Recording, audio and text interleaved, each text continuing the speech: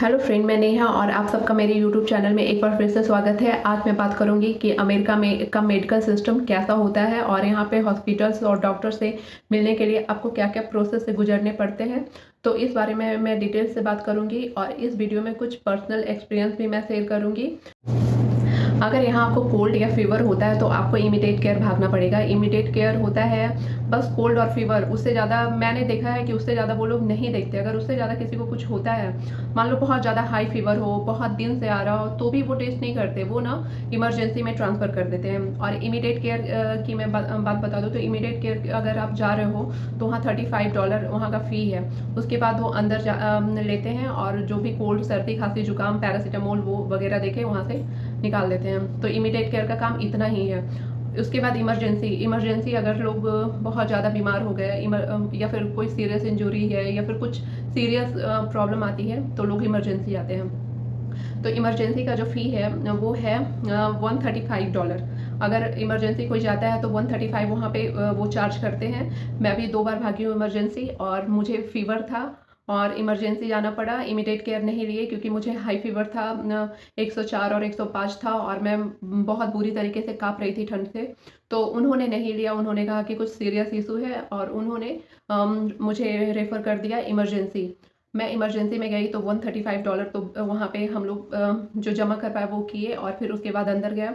वहाँ उन्होंने मेरा ब्लड टेस्ट किया, यूरिन टेस्ट किया और एक अल्ट्रासाउंड उन्होंने किया। डॉक्टर वहाँ पे सारे मशीन अवेलेबल होते हैं, इमरजेंसी में हर चीज़ होता है और हर तरह के डॉक्टर्स वहाँ पे आपको मिल जाएंगे। तो मुझे चूँकि सिर्फ फ़ीवर था तो उन्होंने इतना टेस्ट किया और फिर मुझे मेडिसिन दी और मैं ठीक हो गई। मैं ठीक होने के बाद फिर ठीक होने के बाद जब मैं घर आ गई तो बिल उन्होंने उस टाइम पे नहीं दिया और बिल 2 सप्ताह बाद मेरे घर पे आया। आपको मैं बता दूँ कि पहले अगर आपके पास कोई मेडिकल इंश्योरेंस नहीं हो तो यहाँ पे डॉक्टर्स आपको नहीं लेंगे, इमरजेंसी में भी नहीं लेंगे क्योंकि इमरजेंसी काफ़ी एक्सपेंसिव हो जाता है। तो 135 वहाँ पे मैंने पे किया था और फिर उन्होंने मेरा जो बिल है इंश्योरेंस कंपनी को भी भेजी। इंश्योरेंस कंपनी और वो बिल था ₹1,50,000 का। अब आप सोच लो कि सिर्फ मुझे फीवर था और ₹1,50,000 मुझे घर से पे करना पड़ा। $135 मैंने इमरजेंसी में भी पे की और उसके बाद फिर मैंने पे की और मेरा जो इंश्योरेंस कंपनी है उन्होंने भी पे की। तो मेरा जो टोटल बिल है 9 लाख का बिल आया था सिर्फ फीवर का। तो आप सोच सकते हो कि सिर्फ फीवर था और उन्होंने सिर्फ यूरिन और ब्लड टेस्ट किया और मामूली सा अल्ट्रासाउंड किया। इंडिया में 1000-2000 में हो जाता। तो इतना का बिल उन्होंने 9 लाख के करीब दिया। तो आप सोच सकते हो कि कितना एक्सपेंसिव है। इसीलिए हाँ, मेडिकल इंश्योरेंस बहुत ज़रूरी है। आप किसी भी डॉक्टर के पास जाते हो तो वो आपसे मेडिकल इंश्योरेंस के बारे में पूछेंगे कि आपका मेडिकल इंश्योरेंस किस कंपनी का है और वो फिर चेक करेंगे कि वो उस कंपनी का मेडिकल इंश्योरेंस लेते हैं कि नहीं। तो यहाँ पे डॉक्टर इंडिया की तरह ईजी नहीं है।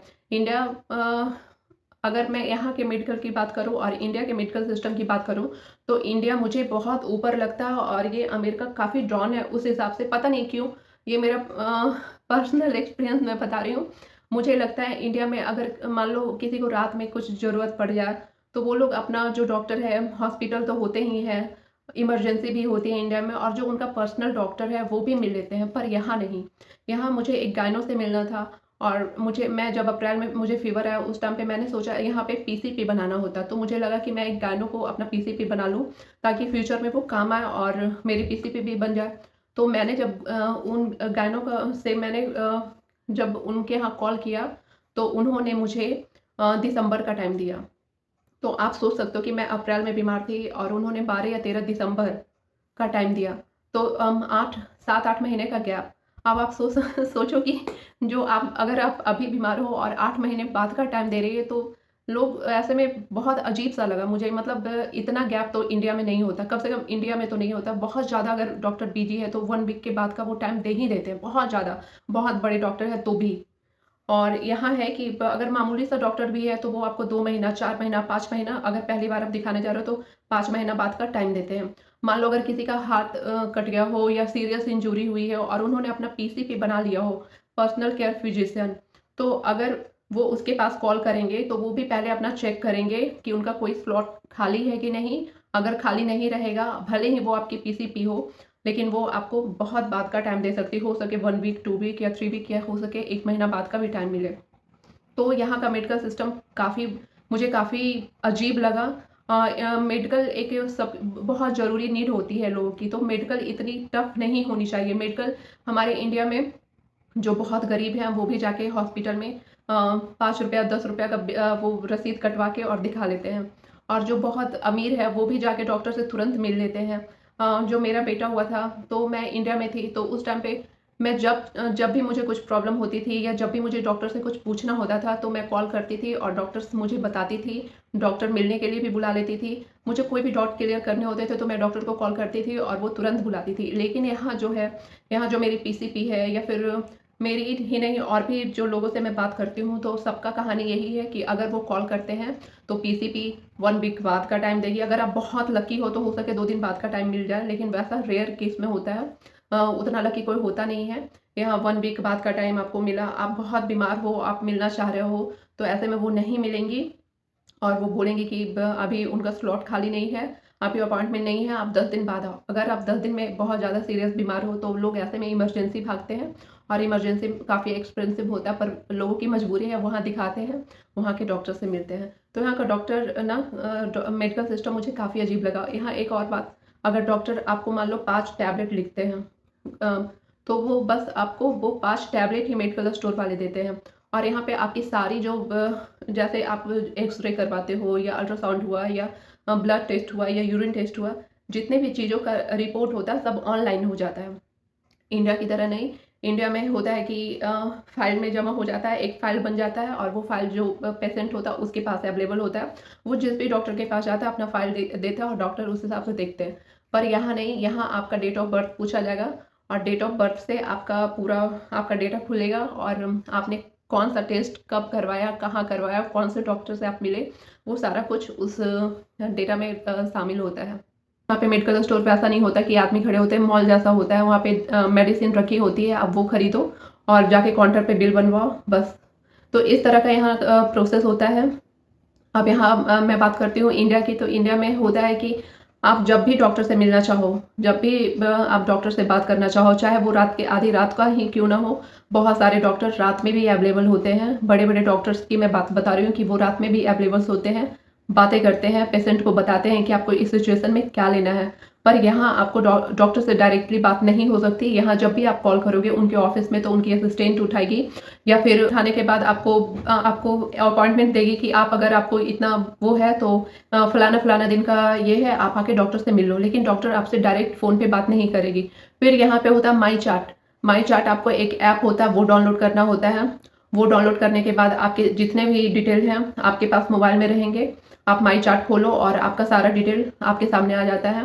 तो यहाँ पे ये सिस्टम चलता है, और मैं मेडिकल लाइन में बिल्कुल जीरो हूँ, और आप प्लीज़ कोई कमेंट मत करिएगा, क्योंकि मैं बस जो भी बात कर रही हूँ अपना वो पर्सनल एक्सपीरियंस पे बात कर रही हूँ। क्योंकि मैं जब अमेरिका आई हूँ तब से मैं बहुत बीमार रही, और मुझे डॉक्टरों के बहुत चक्कर काटने पड़े और बहुत कुछ झेलना पड़ा। सिर्फ मामूली सी बीमारी के लिए, सर्दी खांसी फीवर, ऐसा नहीं कि कोई सीरियस बीमारी हो, बस होता है ना कि जब आप जगह चेंज करते हो तो बीमार हो जाते हो, या फिर वो, तो वही मेरे साथ हुआ। तो इस बीच में मुझे काफ़ी एक्सपीरियंस हो गया कि यहाँ के डॉक्टर्स कैसे, इंडिया वर्सेस अमेरिका। तो मुझे इंडिया के डॉक्टर्स काफ़ी पसंद है, वहाँ के डॉक्टर्स अच्छे लगते हैं। कुछ वहाँ के डॉक्टर्स हैं जो डॉक्टर्स के नाम को ख़राब कर रहे हैं, पर सब वैसे नहीं हैं। तो मुझे इंडिया अच्छा लगा, पर इंडिया से जो बैठे हुए लोग होंगे, जो मेरी बात को सुनेंगे, तो लगेगा ये क्या बोल रही है, अमेरिका के बारे में ऐसे बात कर रही है। पर यहाँ पे आने के बाद आप वहाँ से जो देख रहे हो और यहाँ पे आएंगे और यहाँ फील करेंगे, दोनों में ज़मीन आसमान का फ़र्क है। यहाँ डॉक्टर अगर कोई बीमार पड़ जाता है तो पापड़ बेलने पड़ जाते हैं उन्हें। एक हमारे ही जान पहचान में वो क्लोज फ्रेंड की वाइफ, मेरे यहाँ आने के पहले उन्हें, जब मैं इंडिया में थी उस टाइम पे, तो उन्हें शायद कोई बीमारी हुई थी, टीबी। अब टीबी बहुत ही मामूली बीमारी होती है इंडिया के लिए, पर यहाँ उन्हें टीबी हुआ और उनके हस्बैंड डॉक्टर के पास ले गया, तो रिपोर्ट में पता चला कि इन्हें टीबी है। तो उनके एक फ्रेंड ने कहा इन्हें इंडिया भेज दो, पर उन्होंने कहा नहीं, मैं यहीं ट्रीटमेंट करवाऊंगा। तो उन्हें तो लगा ये तो मामूली है, मैं यहीं ट्रीटमेंट करवाऊंगा। वो डॉक्टर के पास ले गया। सबसे पहले डॉक्टर ने उनका जो पासपोर्ट है वो लिया और नो फ्लाई जोन में उनका डाल दिया कि ये कहीं फ्लाई नहीं कर सकती। अभी ये ना इंडिया जा सकती है, ना किसी भी दूसरी कंट्री में ये नहीं जा सकती। इवन आप किसी भी एयरपोर्ट से फ्लाई नहीं कर सकते। नो फ्लाई जोन का मतलब आप इंटरनेशनल ट्रैवल नहीं कर सकते। तो उनका नो फ्लाई जोन में डाला और 6 महीने तक उन्हें घर से ना निकलने की सलाह दी गई कि आप पब्लिक में नहीं जाइएगा, आप मतलब घर में रहेंगे। एक तरह से कहो कि नज़रबंद कर दिया गया। नज़रबंद करने का ये मतलब नहीं कि पुलिस खड़ी हो, पब्लिक प्लेस में नहीं जा सकते, या फिर स्कूल वगैरह बच्चे का वहाँ पे आप नहीं जा सकते, आप दूसरी कंट्री में फ्लाई नहीं कर सकते, आप इंडिया वापस नहीं जा सकते। 6 महीने के लिए उन्हें रोका गया और उन्हें यहाँ ट्रीटमेंट दिया गया। जब वो पूरी तरह से ठीक हो गई तो उन्हें डॉक्टर ये मतलब बहुत सारे लोगों के बीच में उन्हें बुलाया गया और बुला के फिर उनको दिखाया कि ये इन्हें टीबी हुआ था, अब ये पूरी तरह से ठीक है और मतलब अब ये सब जगह जा सकती हैं। तो इतना लंबा कहानी हो गया उनके साथ मामूली से टीबी में। और इंडिया में टीबी में होता है कि किसी को पता भी नहीं चलता, लोग दवाइयाँ खाते हैं, 5-6 महीने का कोर्स होता है, खाते हैं और ठीक हो जाते हैं। पर यहाँ लोग टीबी को बहुत ज़्यादा सीरियस ले लेते हैं, क्योंकि टीबी एक दूसरे से फैलता है। तो यहाँ लोग बहुत सीरियस ले लेते हैं टीबी को कि अरे उसे टीबी है, उसे अब आप समझ सकते हो कि उनका जब पासपोर्ट को नो फ्लाई जोन में डाला गया तो वो कितना सीरियस लिया गया होगा पड़ता है। मुझे नहीं पता कि जो लोग यहाँ रह रहे हैं तो कैसे यहाँ कहते हैं कि इंडिया से अच्छी कंट्री अमेरिका है, वहाँ का मेडिकल ये है, वो है, ये है, पता नहीं क्या क्या है। पर मैं बता रही हूँ, सच्ची बता रही हूँ कि इंडिया से बेस्ट कुछ भी नहीं है। इंडिया जैसी कोई कंट्री नहीं है।